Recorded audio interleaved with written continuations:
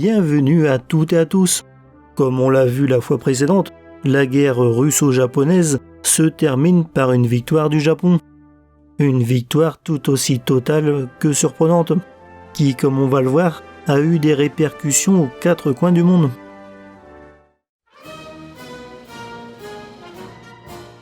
Les conséquences pour la Russie sont immédiates. Elle est totalement évincée d'Asie de l'Est. Et en plus, elle perd la moitié sud de l'île de Sakhaline. Si c'est une perte territoriale anecdotique, au vu de l'immensité du pays, ça reste hautement symbolique. Le coût financier de la guerre affecta également profondément l'économie russe, qui n'allait déjà pas particulièrement bien avant. Le coût du rééquipement militaire après 1905 a encore poussé l'économie russe plus loin dans le déficit. En même temps qu'elle a perdu la quasi-totalité de ses flottes, elle a perdu une grande partie de son prestige international, particulièrement auprès de l'Allemagne et de l'Autriche-Hongrie, ce qui aura un effet significatif sur la planification allemande en préparation à ce qui deviendra la Première Guerre mondiale.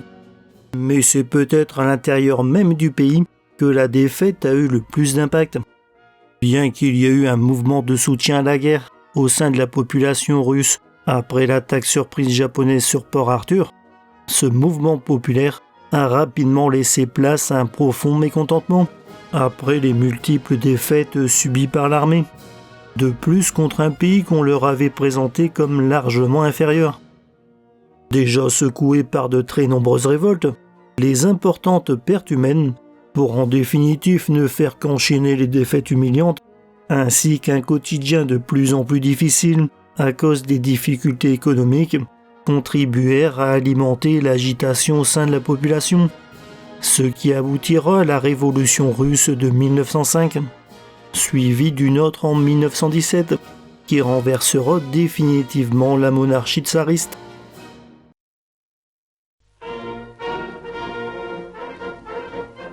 Grâce à sa victoire, le Japon est devenu une puissance montante et a prouvé que son armée pouvait combattre et l'emporter contre les grandes puissances européennes. Il devient ainsi le seul pays non blanc à rejoindre les rangs des grandes puissances. L'alliance anglo-japonaise sort renforcée et la Grande-Bretagne reconnaît la domination du Japon sur la péninsule coréenne.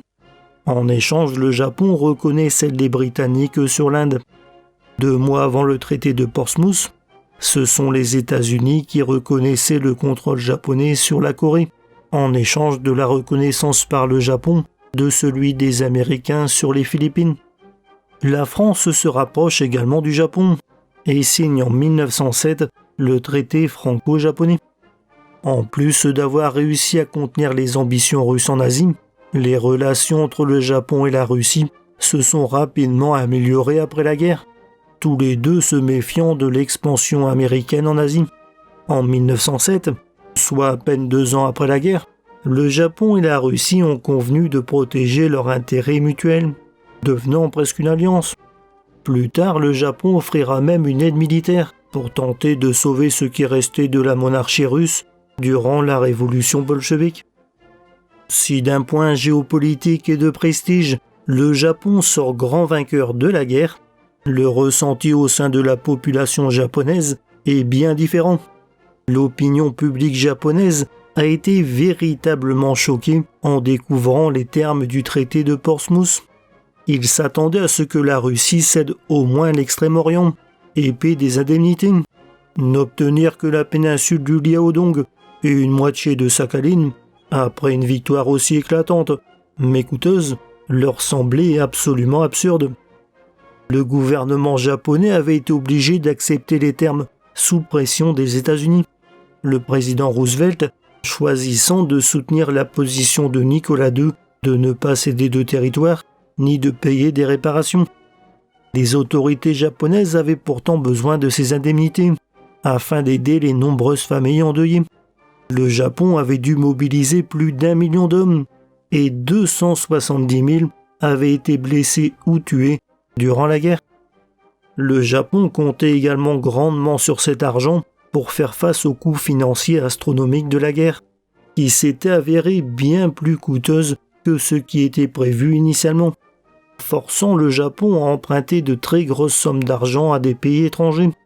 Le gouvernement japonais se retrouva alors obligé d'augmenter considérablement les impôts. Comme l'armée japonaise a remporté toutes les batailles de la guerre, aussi bien sur terre que sur mer, avec en point d'orgue sa victoire éclatante lors de la bataille de Tsushima, la population avait l'impression que la guerre avait été facile, impression renforcée par les médias et la propagande. En réalité, à la fin de la guerre, l'armée japonaise est dans un état absolument catastrophique. Le gouvernement japonais ne peut donc pas être exigeant envers la Russie, et il n'avait pas le choix que d'accepter le traité de Portsmouth en l'état. Ne se rendant pas compte de cette réalité, des émeutes anti-américaines ont éclaté dans plusieurs grandes villes du Japon, forçant les autorités à déclarer la loi martiale le 6 septembre. Finalement, le 22 décembre 1905, le gouvernement japonais démissionne, comme s'il prenait la responsabilité d'avoir perdu la guerre. Aujourd'hui, les historiens japonais considèrent la guerre russo-japonaise comme un tournant pour le Japon. Dans les années qui ont suivi, le ressentiment envers le traité et les Américains, considérés comme les responsables, ne s'est pas calmé. Bien au contraire. Pour les Japonais, leur pays avait été humilié. Ce sentiment, associé à l'hostilité croissante envers l'Occident, alimenta les ambitions impérialistes et militaristes du Japon. Si la première guerre sino-japonaise avait montré que le Japon surpassait les autres pays asiatiques, la guerre russo-japonaise leur assura qu'ils étaient même capables de tenir tête aux puissances occidentales, ce qui finalement mènera à la seconde guerre sino-japonaise et à la guerre du Pacifique.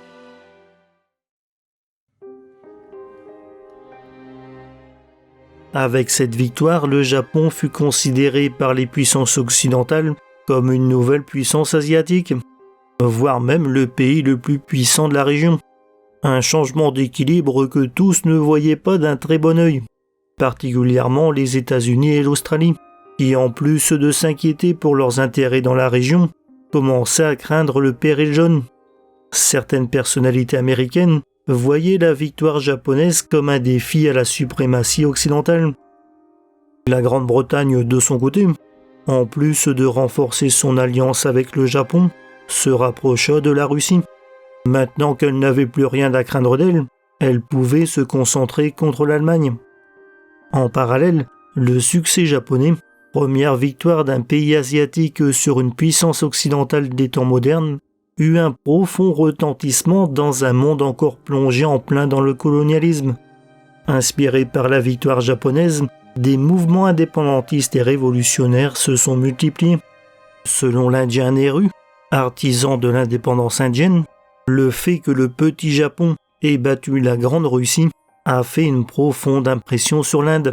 Lorsque le Japon a vaincu la Russie, un mouvement d'indépendance s'est répandu dans toute l'Inde, disant que l'Empire britannique devait être expulsé.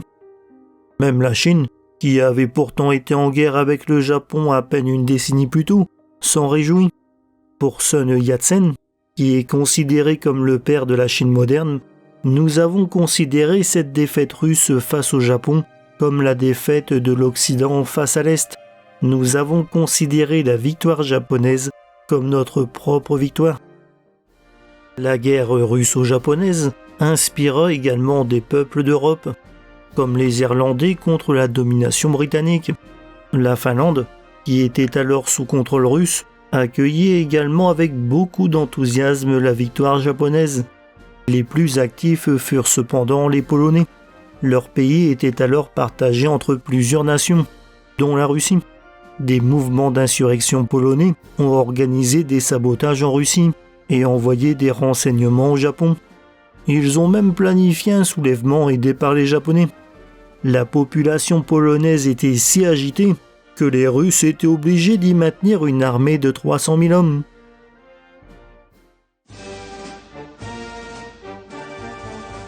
La guerre russo-japonaise est la première guerre du genre.